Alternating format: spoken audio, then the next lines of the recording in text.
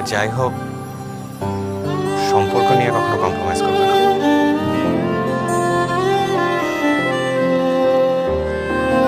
আপনার যদি সমস্যা না থাকে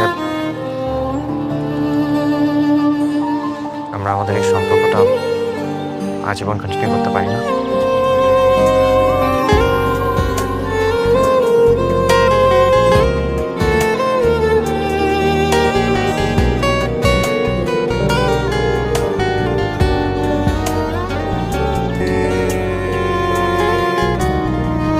তোর হাসি তোর মায়া